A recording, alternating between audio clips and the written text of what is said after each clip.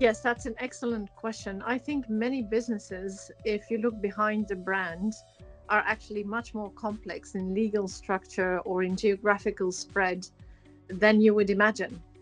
So I think for many businesses, it is all about how do you truly engage stakeholders, whether those stakeholders are like business partners, they are your supply chain, or they are, for example, like in the case of hospitality, real estate and asset owners.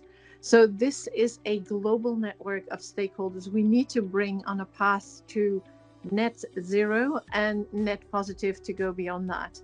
And as you can read in many important works, but not in the least the book by my hero, Paul Polman, Net Positive, it is really about creating that system change. So I think it's about thinking big, having a vision, and being bold in your outreach. So that is how you create sustainability at scale.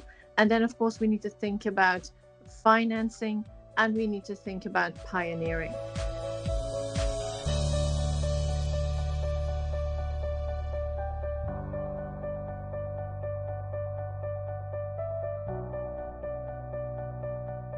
Well, there are different ways in which you can actually reduce your environmental impact.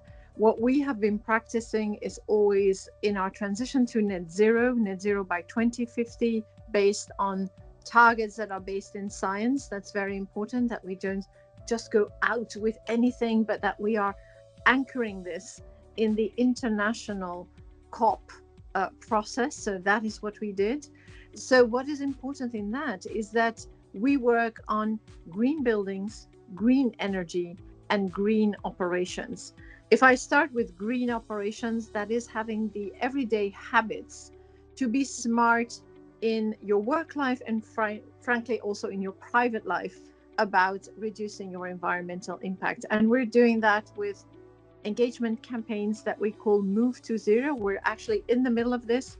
We gamify our approach and we engage our 75,000 team members around the world in a successful way to inspire and motivate them. And you can see that our LinkedIn are coloring green right now. The second thing is about green energy. Green energy is the smartest and fastest way to decarbonize rapidly. Of course, the green energy landscape, by that I mean the renewable energy landscape, is different in different countries around the world. What is possible in, let's say, the European zone, which is technically called the AIB zone, is different than what is possible in India or what is possible in China or what you can do in Africa. So those solutions vary between what you can do on site and what you can do in terms of procuring renewable energy. And then the last one, green buildings, is an essential one. In my world as a hospitality leader, that is through stakeholders who are the asset owners of the building. So it's a lot of engagement with the real estate world, the commercial real estate world. And the thing to do there is to realize that actually a lot of it is how do we convert buildings in an intelligent way on this transition to net zero. And I'm sure many of the listeners know that 80% of the buildings that have to decarbonize fully by 2050 are already built. So that means that we need to look at what can we do in a conversion scenario. And then that could be a light conversion, light rebranding, or a full conversion of a building. And these things can be done.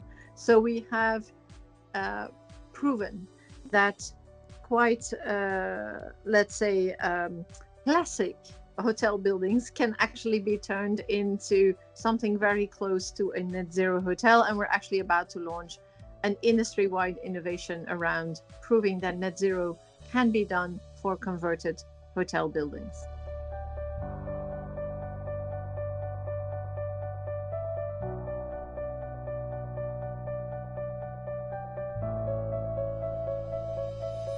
Personally, I think, first of all, you need to understand the business. If you want to be an impactful sustainability leader, you need to understand the business you're in and the business that your key stakeholders are in. It's all about how do you speak their language and how do you understand, as a generalist, the business priorities of your own business and your key stakeholders' businesses. So that is a key thing. Then the second thing is, of course, we learn every day. In the field of sustainability, there has been a massive transformation and specialization in, let's say, the last 10 years, to say it roughly. So the field is coming up constantly with new compliance requirements, new regulatory requirements, which are essential in terms of transparency, but also new technological context. I mean, if you talk about what is possible in the decarbonization of buildings, if you look at new building materials, circularity in FF&E, in the way you equip hotel rooms, if you look at new energy mechanisms of decentralized renewable energy, all these things are innovating and changing. And so you need to have this curiosity to see what is out there, what can I learn. Curiosity, humility, and being a generalist, I think, is what you need to lead a sustainability transformation.